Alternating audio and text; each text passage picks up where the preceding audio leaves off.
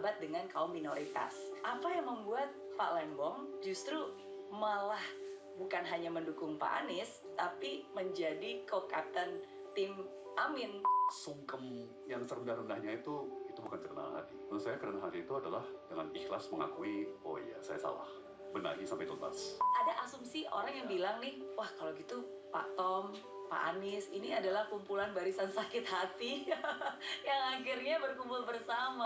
Tionghoa, Betul. ya kan, Kristen, Katolik, ya kan, mereka justru mungkin merasa paling nyaman di eranya Pak Anies. Andaikan dari hasil quick count-nya ternyata masuk ke putaran kedua, tapi yang masuk ke putaran kedua adalah kandidat 2 dan kandidat 3, kira-kira dari kandidat 1 dan timnya mau diarahkan kemana? Bersyukur hari ini sudah hadir bersama saya mantan Menteri Perdagangan Indonesia yang sekarang menjadi co-kapten tim Anies. Selamat pagi Mbak Mary, makasih undangannya. Sama-sama, thank you so much for making the time. Absolutely. Senang banget hari ini kita bisa ngobrol lebih banyak lagi. Senang. Pak Tom, kalau banyak orang selalu bilang tak kenal maka tak sayang. Tapi kalau Pak Tom ini berbeda, karena banyak yang belum terlalu kenal tapi udah sangat sayang, udah sangat kagum dan sangat terlembong-lembong nih. Bener nggak? Gimana rasanya? Ya, sedikit aneh ya buat saya. Tapi tentunya kami semuanya mensyukuri ya, dan menerimanya dengan riang gembira. Ya, nggak pernah kebayang, nggak pernah kebayang ya. Jadi ini suatu hal yang baru bagi saya. Tapi saya malah terkagum, sayangnya yang terkagum-kagum. Oh ya? Kreativitas dan imajinasi netizen ya, mulai dari guyon, jokes yang begitu kreatif ya, sampai fan art, orang bikin kartun-kartun ya kan, remix video-video. Betul. Saya benar-benar terbengong-bengong melihat imajinasi, humor daripada warga kita ya. Iya. Dan bahkan yang terakhir nih saya ngeliat ada obat sakit kepala, Sunmol gitu kan, tapi ada kepanjangannya tuh. Apa tuh? Ntar aku cek deh. Kayak Panadol. Kayak Panadol. Tapi Sunmol gitu sayang sama lembong. Oh iya. Iya. Terus ada wajahnya Pak Tom ya. Ini obat sakit kepala yang paling majur nih. Okay. Tapi semua itu even though it's unexpected ya, tapi saya selalu percaya everything happens for a reason.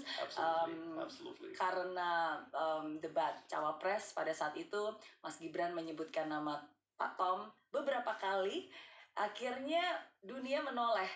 Oh, ternyata ada sosok Tom Lembong, dan banyak sekali hal-hal yang mungkin pada saat itu masyarakat belum tahu, tapi itu ternyata sudah dikerjakan oleh Pak Tom, termasuk juga membantu Pak Presiden Jokowi ya.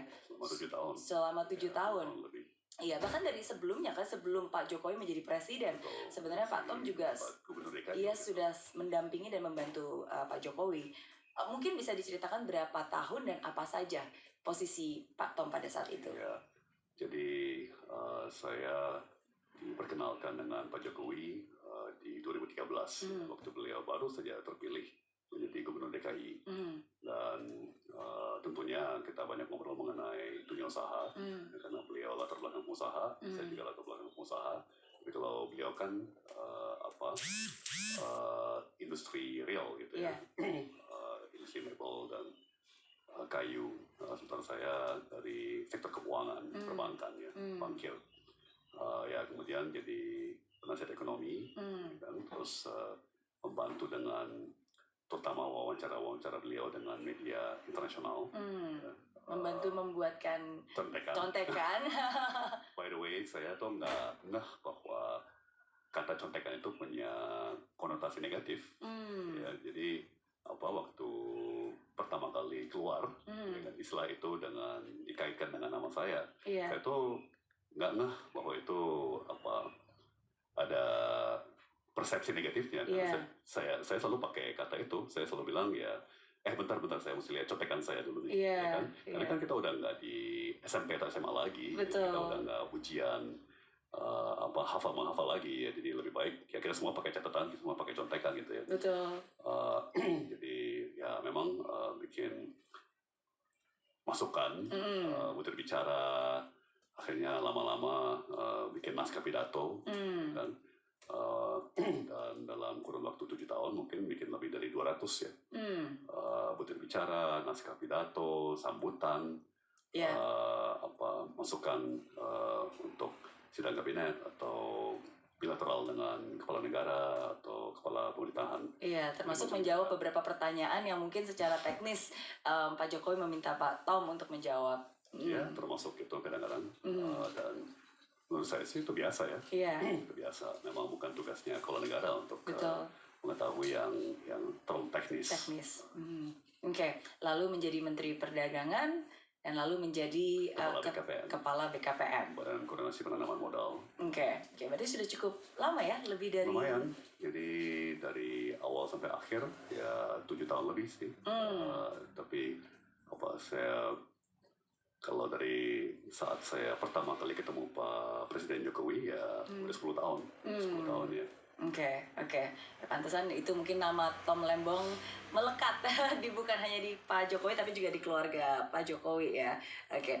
Sebelum nanti kita ngobrol-ngobrol, ada satu pertanyaan yang pengen saya tanyakan karena kan kalau berhubungan dengan Pak Jokowi beberapa waktu ini ada yang sempat viral, yaitu komentar Pak Ahok ketika Pak Ahok berkomentar kepada pertanyaan seorang ibu, dan akhirnya Pak Ahok membilang, mungkin supaya nggak salah saya kutip aja ya. Lihat contekannya. Iya, lihat contekan nih. Biar nggak salah. Oke. Jadi Pak Ahok bilang, ibu kira Pak Jokowi juga bisa kerja. Saya lebih tahu, makanya saya nggak enak ngomong di depan umum. Nah, sebagai orang yang pernah mendampingi dan membantu Pak Jokowi selama 7 tahun lebih, komentar Pak Tom Lembong terhadap pernyataan tersebut?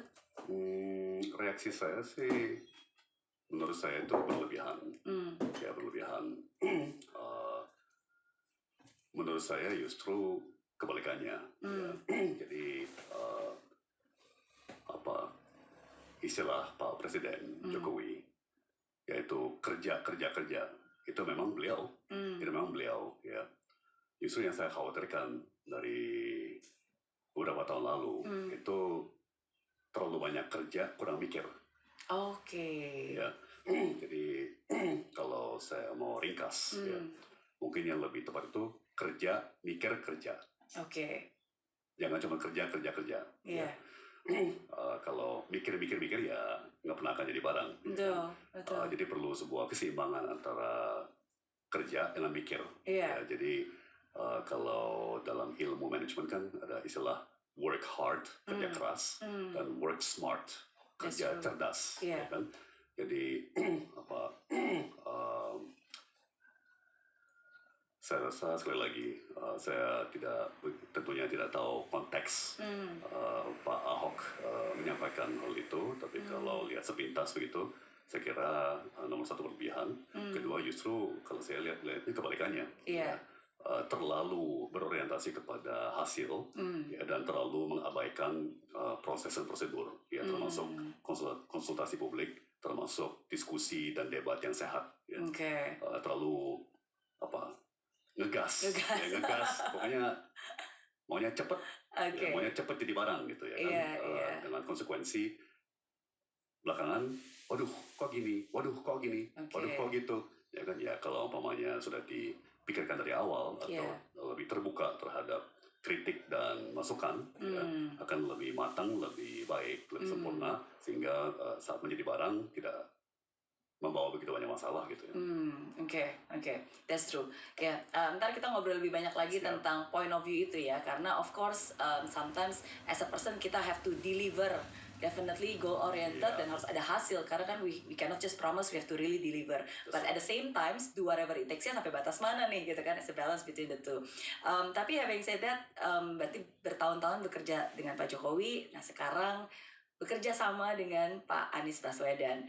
Apa yang paling berbeda atau dan apa yang masih sama? Karena saya yakin di mana kita ditempatkan dan dengan siapa kita berada itu pasti amat sangat mempengaruhi kita sendiri. Jadi kalau dari Pak Tom sendiri ini, apa yang berubah dan apa yang sekarang masih sama? Panas, makeup kamu geser. Salah pakai sunscreen. sunscreen bikin makeup geser.